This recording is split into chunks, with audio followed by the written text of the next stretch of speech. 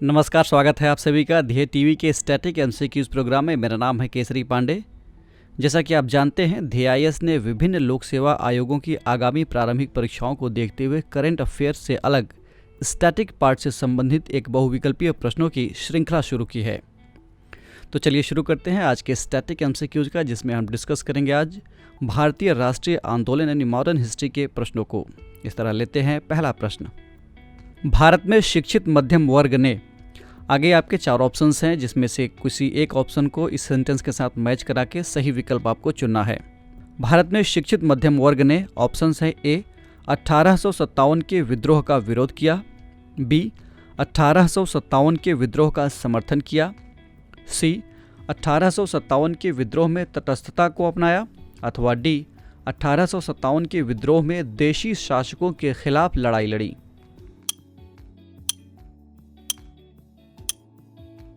इस प्रश्न का सही उत्तर है विकल्प सी, यानी 1857 के विद्रोह में शिक्षित मध्यम वर्ग ने तटस्थता की नीति को अपनाया। इसकी व्याख्या देख लेते हैं। 1857 का विद्रोह पूरे देश में नहीं फैला, न ही इसे भारतीय समाज के सभी समूहों और वर्गों का समर्थन प्राप्त था। दक्षिण और पश्चिम भारत बड़े पैमाने पर विद्रोह के दायरे से बाहर रहे।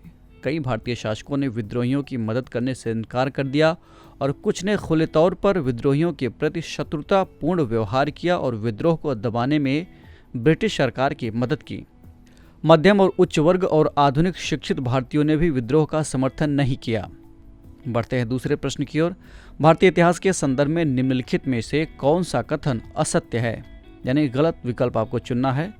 ऑप्शन है ए 18वीं सदी के दौरान सिखों ने अपने आप को मिसलों में संगठित किया और यही मिसल आगे चलकर जत्था कहलाए। विकल्प बी, मिसलों का ये संयुक्त बल दल खालसा के रूप में जाना जाता है। सी, सिखों ने अपने स्वयं के सिक्के जारी करके अपने आप को संप्रभु घोषित कर दिया। अथवा डी, 18वीं सदी के अंत में सिख क्षेत्रों का विस्तार सिंधु से लेकर यमुना नदी तक हुआ, लेकिन वे अलग अलग शासकों के अधीन बंटे हुए थे। इस प्रश्न का सही उत्तर है विकल्प ए, यानी ए में दिया गया कथन गलत है। इसकी व्याख्या देख लेते हैं। 18वीं सदी में कई सक्षम नेताओं ने सिखों को कई सिख दलों में संगठित किया जिन्हें जत्था कहा जाता था, और बाद में इन्हीं जत्थों को मिसल के तौर पर जाना जाने लगा। उनके संयुक्त बलों को भव्य सेना यानी दल खालसा के रूप में जाना जाता था। साल 1708 में गुरु गोविंद सिंह की मृत्यु के बाद बंदा बहादुर के नेतृत्व में खालसा मुगल सत्ता के विरोध में उठ खड़ा हुआ। इसने सिक्के जारी कर संप्रभु शासन की घोषणा कर दी। खालसा ने पुनः 1765 ईस्वी में अपने स्वयं के सिक्के जारी कर संप्रभु शासन की एक बार फिर से घोषणा की। 18वीं सदी के उत्तरार्ध में सिख साम्राज्य की सीमाओं का विस्तार सिंधु से लेकर यमुना तक हो गया, लेकिन ये विभिन्न यानी तमाम अलग अलग शासकों के अंतर्गत विभाजित था, जिनमें से एक महाराजा रणजीत सिंह थे, जिन्होंने इन सभी समूहों को एक बार फिर से यानी पुनः एकीकृत किया और 1799 में लाहौर में अपनी राजधानी भी स्थापित की। बढ़ते हैं तीसरे प्रश्न की ओर। यदि हम 1757 से लेकर 1857 के बीच ईस्ट इंडिया कंपनी द्वारा भारतीय राज्यों के विलय की प्रक्रिया का विश्लेषण करते हैं तो कुछ महत्वपूर्ण पहलू उभर कर सामने आते हैं।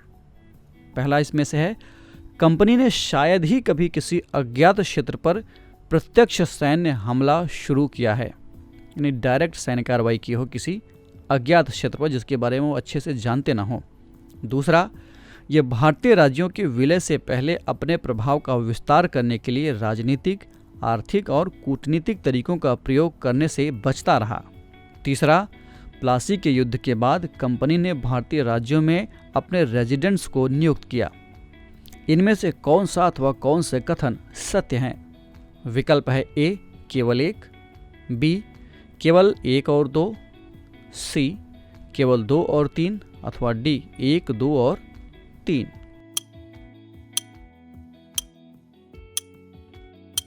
इस प्रश्न का सही उत्तर है विकल्प ए, यानी केवल कथन 1 सत्य है।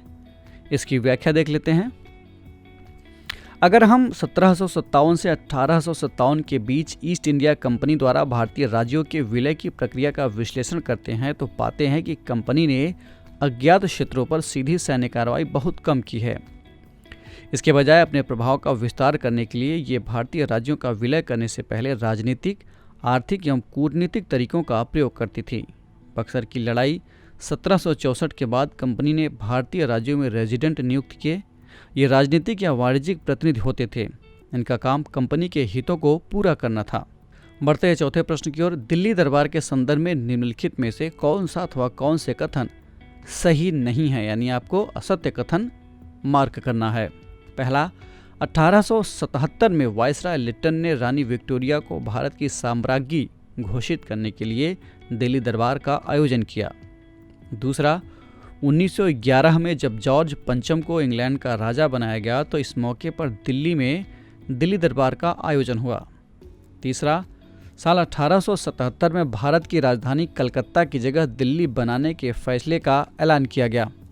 आपके ऑप्शंस हैं ए केवल 1, बी केवल 1 और 2, सी केवल 3 अथवा डी 1 और 3।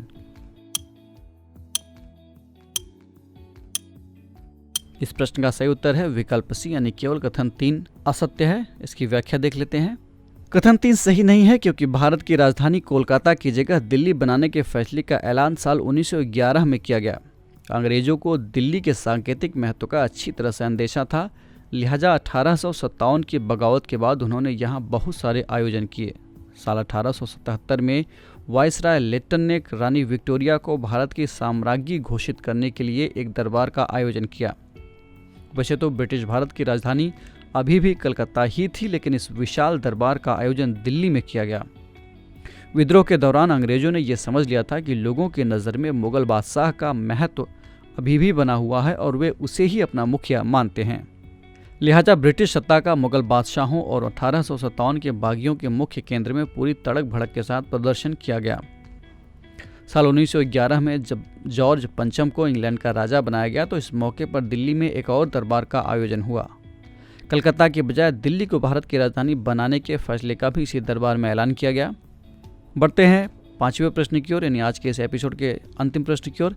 नेशनल सोशल कॉन्फ्रेंस ने 19वीं शताब्दी के अंतिम दशक में भारत में सामाजिक बदलावों को काफ़ी बढ़ावा दिया। इस संदर्भ में निम्नलिखित में कौन सा कथन असत्य है? आपके विकल्प हैं ए, साल 1887 में नेशनल सोशल कॉन्फ्रेंस की स्थापना भारतीय राष्ट्रीय कांग्रेस के सहायक संगठन के रूप में की गई। बी, इसका उद्देश्य भारतीय सामाजिक और धार्मिक व्यवस्था को पश्चिमी बुद्धिवाद के अनुरूप ढालना था। सी, इसके जरिए नरमपंथी राजनीतिज्ञों ने मूलतः हिंदू सामाजिक संगठन और संस्कृति में अंदर से बदलाव लाने के प्रयास किए। अथवा डी, उपरोक्त में से कोई नहीं, यानी ऊपर दिए गए तीनों कथन सत्य हैं, इनमें से कोई भी असत्य नहीं है। इस प्रश्न का सही उत्तर है विकल्प बी, यानी बी में दिया गया कथन असत्य है। इसकी व्याख्या देख लेते हैं। साल 1887 में नेशनल सोशल कॉन्फ्रेंस की स्थापना भारत में सामाजिक बदलावों की प्रक्रिया को गति प्रदान करने के लिए भारतीय राष्ट्रीय कांग्रेस के एक सहायक संगठन के रूप में की गई थी। ये एक सुधार आंदोलन था जो प्रकृति में हिंदू पुनरुत्थानवाद से अलग था, भिन्न था, इसलिए विकल्प ए सत्य है। नेशनल सोशल कॉन्फ्रेंस का उद्देश्य भारतीय सामाजिक संगठन और आचार विचार में अंदर से बदलाव लाने की कोशिश थी तथा उसको पश्चिमी बुद्धिवाद के अनुरूप ढालना था। इसने बड़े सोचे समझे ढंग से धर्म को अपनी कार्यसूची से बाहर रखा, अतः विकल्प बी असत्य है और विकल्प सी सत्य है। इस समय तक आते आते औपनिवेशिक सत्ता का सामाजिक सांस्कृतिक स्तर पर प्रतिरोध राजनीतिक रूप भी धारण करने लगा। नरमपंथियों ने सांस्कृतिक और बौद्धिक आंदोलन से प्रेरणा प्राप्त कर सुधार आंदोलन शुरू किया। 19वीं सदी के अंतिम वर्षों में सुधारवादी प्रवृत्ति धीरे धीरे कमजोर पड़ गई और सशक्त पुनरुत्थानवाद का जन्म हुआ। तो ये था आज का स्टैटिक एमसीक्यूज कार्यक्रम। कमेंट करके हमें ज़रूर बताइएगा कि आपके 5 में से कितने प्रश्न सही हुए। अगर आपको ये कार्यक्रम अच्छा लगा तो दयाइश के इस चैनल को लाइक, सब्सक्राइब अथवा शेयर करना ना भूलें। साथ ही बेल आइकन भी प्रेस करें ताकि आपको हमारे आने वाले सभी प्रोग्राम्स का नोटिफिकेशन मिलता रहे। अगले दिन हम फिर हाजिर होंगे एक नए विषय के स्टैटिक एमसीक्यूज के साथ। तब तक के लिए पढ़ते रहिए और बढ़ते रहिए। नमस्कार।